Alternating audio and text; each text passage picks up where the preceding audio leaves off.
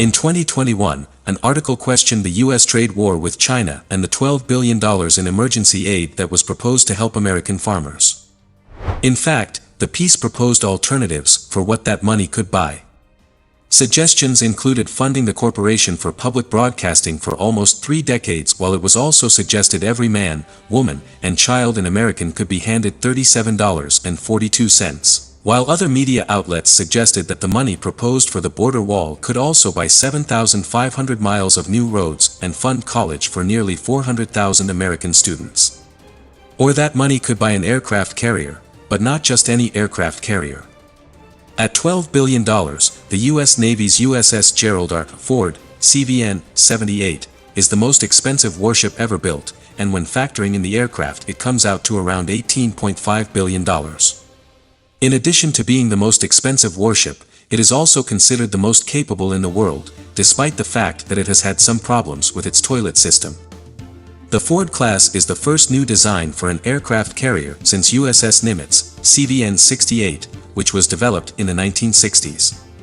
During its design and development, shipbuilders ensured that every inch of the ship was accounted for, and this actually helped save the Navy a projected $4 billion in ownership costs over the carrier's 50-year lifespan. Moreover, the Ford class was designed to be equipped with 2 newly designed reactors, which provide 250% more electrical capacity than previous carriers. That has allowed the ship to load weapons and launch aircraft faster than ever before. The warship also was developed to incorporate many technological advancements to ensure that it will be the most capable and efficient carrier in service anywhere in the world. It's a deafening sound. The roar of a fighter jet miles off the East Coast. 57,000-pound aircraft from 0 to about 160 miles an hour in about 2.5 seconds. From the pilots to the flight deck crew.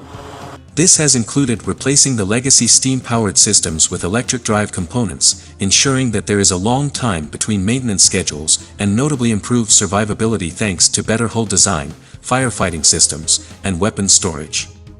Additionally, as a not-so-small floating city, the Ford class of carriers have been designed with new quality-of-life enhancements that include improved berthing compartments, better and more well-equipped gyms and fitness centers, and more ergonomic workspaces.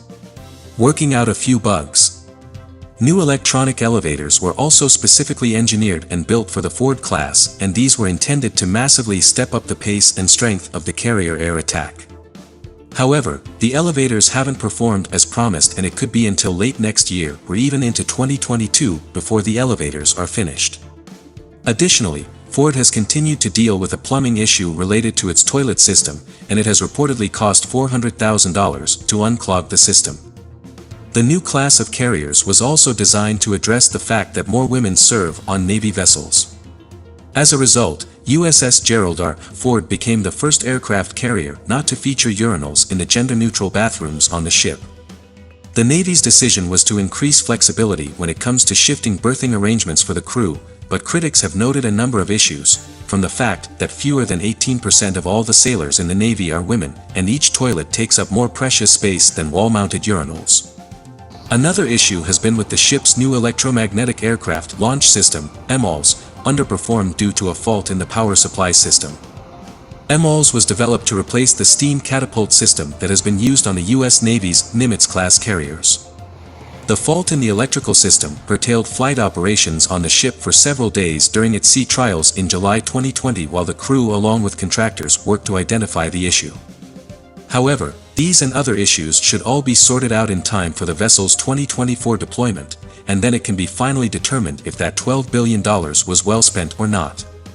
Swap M out. The ship is modular, too. Smaller pieces are assembled elsewhere and then sent to the shipyard to be added to the carrier. This way, when it comes time to upgrade the ship, these modular pieces can be easily swapped out, and that coveted newer tech can be plugged right in. Of course, there were some more down-to-earth renovations, too. Elevators have been moved so bombs and missiles wouldn't need to be carted from one side of the ship to the other. The location of the island, that's the ship's command center, has shifted, too, reducing the need to rearrange aircraft after landing. And here's what it adds up to: Ford-class carriers will be able to deploy 25% more planes than a Nimitz-class carrier. The Ford design is so efficient and automated, in fact, that it will require a crew of just 4,550, including ship, air wing, and staff, as compared to the 5,500-person crews aboard Nimitz-class ships. And the improvements don't stop there. Weight in gold. Assembling an aircraft carrier takes, well, a lot. The heaviest component of the USS Gerald R. Ford, the gallery deck-to-flight deck bridge, weighs in at 1,131 tons, that's 2.26 million pounds. The upper bow unit and lower bow unit, meanwhile, are 868 and 750 tons, respectively. Fortunately, Newport News Shipbuilding has a 1,157-ton crane to lift everything into place. Of course, you need more than just a crane to get the job done. You need serious manpower, too. It takes roughly 5,000 people to build and assemble a Ford-class carrier. But that's not all. The USS Gerald R. Ford requires 4 million pounds of metal just to weld the ship together. And you can't just leave it looking all rusty. When it's done, the ship needs to be painted, too. It takes 200,000 gallons of paint to cover the ship, and between 120 and 170 painters. Even the anchor of the USS Gerald R. Ford gets coated with paint. The anchor's special gold color shows that the ship's crew re-enlisted. High-end assassins. According to the U.S. Navy, Ford-class ships can carry more than 75 planes, and maybe up to 90, picked from a wide assortment of aircraft, including the Boeing F divided by a -18E divided by F Super Hornet, EA-18G Growler, C-2 Greyhound, and E-2 Hawkeye, along with Sikorsky SH-60 Seahawk helicopters and unmanned drones. But the carrier's defenses don't end above decks. The ship comes loaded with a supply of RIM-162 Evolved Sea Sparrow missiles, and 2 launchers, to protect it and its crew against enemy aircraft and incoming missiles. Built by Raytheon, these medium-range surface-to-air missiles measure 12 feet long, have an 83-pound warhead, and cost just under $1 million each. Ford-class ships will also be able to fire smaller RIM-116 rolling airframe missiles, just like the Nimitz-class ships preceding it.